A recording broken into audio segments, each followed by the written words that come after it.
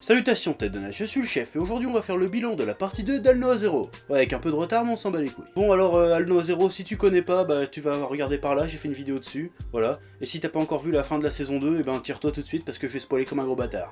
Comme ça, t'es prévenu. Au début de la saison précédente, j'avais donné vite fait mes premières impressions sur cette seconde partie, que tu peux voir par ici.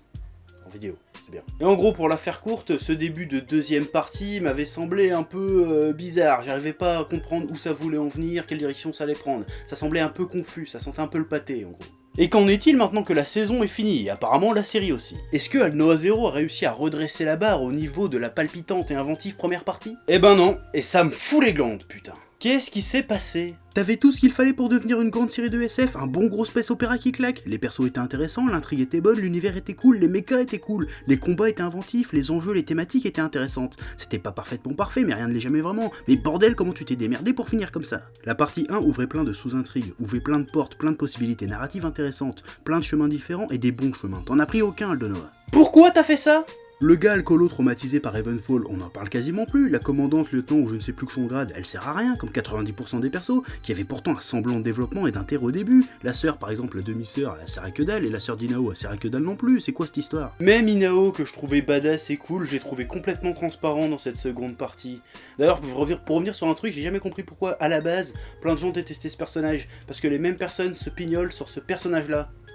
Et faut être honnête, c'est quasiment les mêmes. Enfin, c'est pas les mêmes, mais dans le délire, c'est pareil, tu vois. Là, il devient chiant et prévisible. Pourquoi, tu vas me dire? Eh ben, en grande partie à cause de cette idée à la con de lui filer un Sharingan bionique. Ce qui était impressionnant chez Inao, c'était sa capacité à comprendre son ennemi et à le neutraliser en utilisant uniquement son intelligence brute. C'était imprévisible, c'était exaltant et je matais les épisodes en grande partie pour savoir comment il allait se sortir de la merde. Et même si j'ai toujours kiffé, faut avouer que parfois c'était grave abusé. Et ce que j'aimais surtout, c'était son côté impassible, son intelligence froide, sa logique pure et sans sentimentalisme, son côté presque inhumain. Et tout ce qu'ils ont trouvé à faire à un perso qui agit déjà comme un robot et qui est déjà super cheaté, c'est de lui rajouter un œil robot Sharingan qui va le rendre encore plus comme un robot et le rendre encore beaucoup plus cheaté. C'est comme filer un flingue et un gilet pare-balles à Superman, ça sert à rien. Bon, à un moment, il commence à nous dire que son Sharingan robot commence à prendre possession de son cerveau. Là, il y avait une piste intéressante à exploiter. Bon, même si ça faisait genre, oh non, Inao va devenir encore moins expressif, oh là là. Mais ça nous aurait donné un os à ronger. Mais non, va te faire foutre, on exploite le truc une fois dans une mini-scène bidon, et hop là, à la fin il l'enlève et on en reparle plus jamais. Puis surtout, ça a rendu les combats sans saveur en fait. Dès qu'il y a un boss balèze, maintenant on se dit, rien à foutre, de toute façon, Osef, il y a le Sharingan robot qui va le niquer. Tout le piquant du perso d'Inao en combat disparaît. Sans son Sharingan robot, Inao c'est un mec super intelligent et un pilote d'exception. Avec le Sharingan bionique, ça devient juste un mec qui est balèze parce qu'il a un Sharingan bionique. Ouais, c'est un peu comme un acteur porno qui prend du Viagra. T'auras beau être impressionné par leur performance,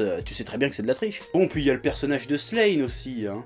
Bon, au départ, dans la partie 1, je comprenais pas trop ce qu'il foutait là déjà à la base, mais au moins ses objectifs étaient clairs. Il voulait protéger la princesse à tout prix des complots et autres machins qui traînaient autour d'elle, tu vois. C'était chiant, mais bon, au moins on savait où on mettait les pieds. Bon, là, ça me fait mal au cœur ce que je vais dire, hein, surtout vu à quel point j'ai kiffé la partie 1, mais là, Alnoa, tu nous as fait une Naruto, hein. Tu nous as même fait une Sasuke carrément. Ouais, je sais, c'est un peu violent, mais y a pas d'autre mot. Alors pour Slane, soit c'est moi qui ai complètement passé à côté du personnage, hein, ce qui est tout à fait possible, soit le personnage n'a aucun sens. Le mec veut protéger la princesse à tout prix en saison 1. Il fait tout plein de trucs pas propres pour déjouer les complots autour de la princesse. Bon ok. Il la sauve à la fin d'Inao, alors qu'il a très bien vu qu'il l'a protégée, mais pourquoi pas. Il la sauve aussi du comte petit bonhomme, je sais plus c'est quoi son nom mais ça finit en homme. Mais il ne le tue pas, il se range de son côté puis s'arrange pour lui piquer son rang et c'est bien. Mais son but est toujours de réaliser le rêve de la princesse, c'est-à-dire la paix entre Verse et la Terre. Mais pour ça il décide de remplacer la princesse dans le coma par ce demi-sœur, fait croire au monde entier que la princesse veut l'éradication des terriens, cause plus de batailles et de morts qu'avant, et s'arrange pour gagner encore un peu plus de pouvoir en butant des comptes et en s'accaparant même quasiment le trône de la princesse. Mais toujours pour protéger la princesse et réaliser ses rêves de paix, attention. Bon, pourquoi pas, et là je sais ce que tu vas me dire, en fait Slane il veut instaurer un royaume de paix avec la princesse, et pour arriver à instaurer ce royaume de paix, il faut qu'il devienne le boss de Verse, et qu'il asservisse la terre quelque part. Comme ça après il n'y a plus de guerre et c'est la paix. Mais il y a au moins 2 points qui font que ça n'a aucun sens. Enfin ça a du sens, mais dans un sens ça a aucun sens. Enfin t'as compris, fais pas chier. Déjà, il ne sait même pas si la princesse sortira du coma un jour, pourquoi il va s'emmerder à lui bâtir un royaume. S'il veut honorer sa mémoire, il aurait plus vite fait de raconter la vérité, c'est-à-dire que toute cette guerre est le résultat d'un coup monté et que les terriens ont protégé la princesse, comme ça plus de guerre et les deux camps vivent ensemble en harmonie. Là, ça fait juste justification pourrie pour justifier le fait qu'il prenne le pouvoir et qu'il veuille détruire les terriens. Ce qui m'amène à mon second point, qui est selon moi un putain de gros trou dans le scénar, à moins bien sûr que j'ai raté un truc, mais ça m'étonnerait. Pourquoi il hait les terriens à ce point en fait, et pourquoi il kiffe à ce point Verse aussi, je comprends pas. Bon, ok, on a tous compris qu'il veut se taper la princesse, Mais sur Verse, il a toujours été considéré comme de la merde parce qu'il est terrien justement. Même avec son nouveau statut, on continue de lui cracher à la gueule. Il a eu je ne sais pas combien de preuves dans la partie 1 que les plus gros pourris étaient de Verse. Ils ont même voulu tuer la femme qu'il aime pour le profit. Il a vu de ses yeux les terriens se battre pour défendre la princesse et il choisit d'épargner le comte Scrotum et de buter Inao. Il choisit Verse plutôt que la Terre. Pourquoi? Ça n'a aucun sens. Et quand finalement la princesse sort du coma, il l'a fait emprisonner en Scred pour conserver le pouvoir. Et pour se justifier, il lui sort: oui, alors je vole votre pouvoir et j'usurpe votre nom pour vous protéger et accomplir vos rêves de paix, en lançant une offensive totale sur la planète que vous aimez et en tentant en parallèle de renverser le pouvoir de Verse pour pouvoir bâtir votre royaume idéal. Et ce serait pas plus simple de me laisser raconter la vérité à tout le monde, de mettre fin à la guerre et de collaborer avec les terriens pour créer un nouveau monde idéal? Si, mais il nous reste 5 épisodes à combler et je dois affronter encore mon rival Inao. Ok, bah je vais retourner rien faire jusqu'à qu'un perso random qu'on n'a jamais vu et dont tout le monde se fout vienne me sauver lors du climax de fin de saison. Et c'est pas comme si je pouvais ordonner aux gardes de plus vous obéir, hein, de toute façon. Ok. Et ma demi-sœur, elle devient quoi? Bah elle fait comme vous, elle reste dans son coin et ping comme une connasse. Ok, et pourquoi t'en as appris Inao déjà?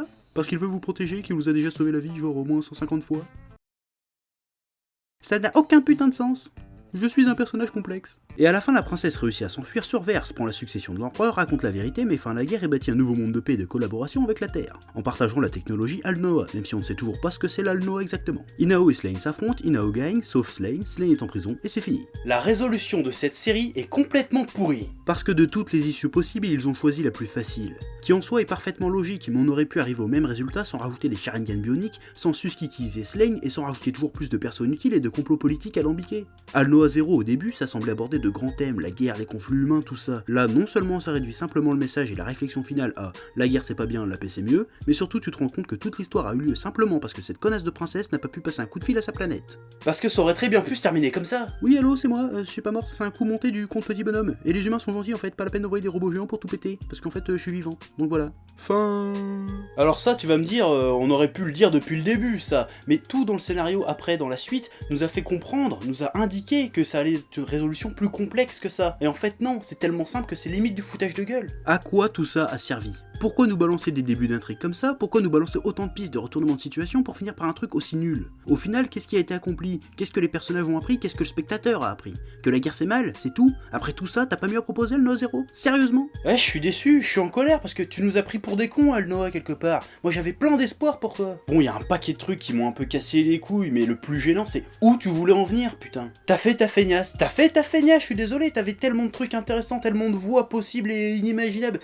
T'avais qu'à juste continuer ce que t'avais commencé en fait. Et tu t'es paumé, je comprends pas comment t'as fait. Je saurais pas dire si t'as voulu en faire trop ou si t'en as pas fait assez en fait. Tu nous as fait Naruto, sauf que Naruto ça a mis 10 ans avant de se péter la gueule. Toi t'as pas été foutu d'être décent plus de 12 épisodes. Je suis dégoûté. Ouais, ça faisait longtemps que j'avais pas ragé comme ça, mais putain, peut-être parce que j'ai peut-être trop kiffé la partie 1, tu vois, donc je prends ça peut-être trop à cœur aussi. Merde. D'animé génial, t'es passé à limite décent, et ça me casse les couilles. Bon, je sais pas si une troisième saison est prévue, vu la fin de la seconde partie, on pourrait croire que la série s'arrêterait là.